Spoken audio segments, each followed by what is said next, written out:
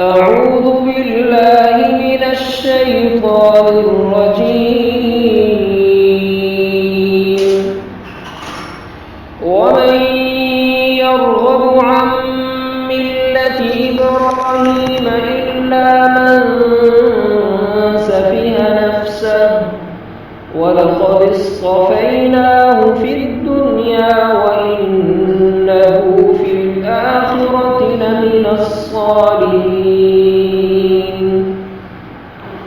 إذ قال له ربه أسلم قال أسلمت لرب العالمين. ووصى بها إبراهيم بنيه ويعقوب يا بني إن الله اصطفى لكم الدين فلا تموتن إلا وأنتم مسلمون. أم كنتم شهداء إذ حضر يعقوب الموت إذ قال لبنيه ما تعبدون من بعدي قالوا نعبد إلهك وإله آبائك إبراهيم وإسماعيل وإسحاق إلها واحدا ونحن له مسلمون.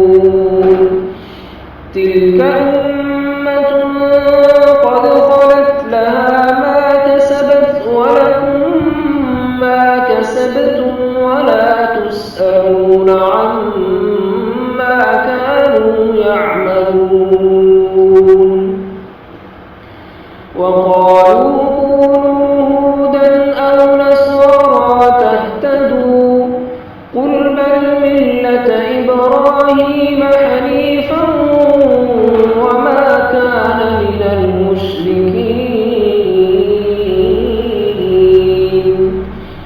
قولوا آمنا بالله وما أنزل إلينا وما أنزل إلى إبراهيم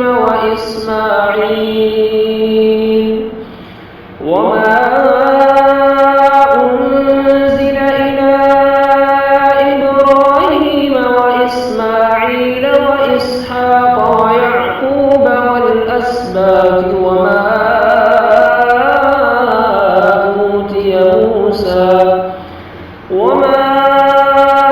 أوتي موسى وعيسى وما أوتي النبيون من ربهم لا نفرق بين أحد منهم ونحن له مسلمون.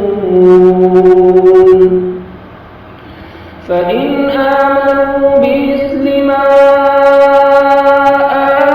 آمنتم به فقد اهتدوا وإن تولوا فإنما هم في شقاق فسيكفيكهم الله وهو السميع العليم. صبغة الله ومن أحسن من الله صبغة ونحن له عابدون. قل أتحاجوننا في الله وهو ربنا وربكم ولنا